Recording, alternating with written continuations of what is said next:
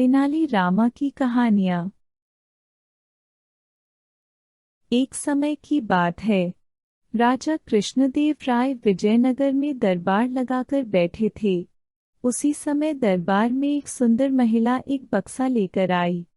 उस बक्से में एक मखमली साड़ी थी, जिसे निकालकर वह दरबार में राजा और सभी दरबारियों को दिखाने लगी। साड़ी इतनी सुंदर थी कि जो भी उसे देखता वह हैरान रह जाता।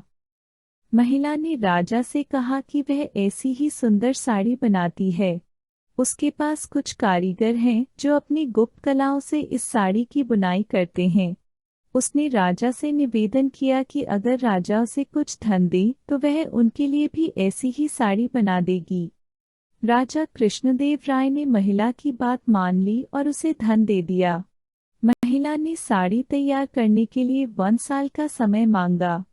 इसके बाद वह महिला साड़ी बुनने वाले अपने कारीगरों के साथ राजा के महल में रहने लगी और साड़ी की बुनाई करने लगी। इस दौरान उस महिला व कारीगरों के खाने पीने से लेकर तमाम खर्चे राजमहल ही उठाता था। इसी तरह 1 साल का समय निकल गया। फिर राजा ने अपने मंत्रियों को उस साड़ी को देखने के लिए उस महिला के पास भेजा। जब मंत्री कारीगर के पास गए तो वह देखकर हैरान रह गए।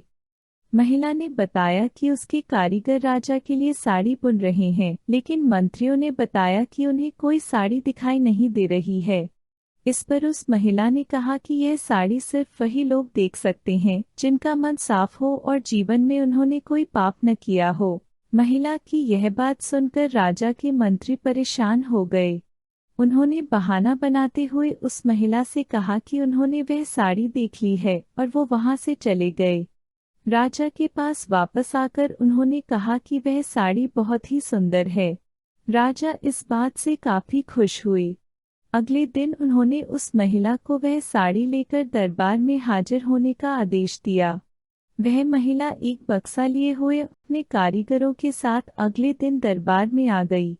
उसने दरबार में बक्सा खोला और सबको साड़ी दिखाने लगी। दरबार में बैठे सभी लोग बहुत हैरान थे, क्योंकि राजा समेत किसी भी दरबारी को कोई साड़ी नहीं दिखाई दे रही थी। यह देखकर तेनाली राम ने राजा के कान में कहा कि उस महिला ने झूठ बोला है, वह सभी को बेवकूफ बना रही है। इसके बाद तेनाली राम ने उस महिला से कहा कि उन्हें या दरबार में बैठे किसी भी दरबारी को यह साड़ी दिखाई नहीं दे रही है। तेनाली राम की यह बात सुनकर महिला ने कहा कि यह साड़ी सिर्फ उसी को दिखाई देगी जिसका मन साफ होगा और उसने कोई पाप न किया हो। महिला की इस बात को सुनकर तेनाली राम के मन में एक योजना आई। उन्होंने उस महिला से कहा, राजा चाहते हैं कि तुम खुद उस साड़ी को पहनकर दरबार में आओ और सभी को वह साड़ी दिखाओ।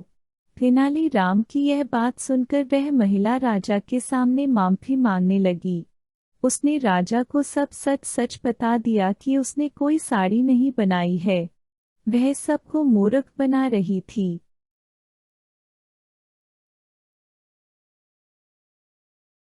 कहानी से सीख।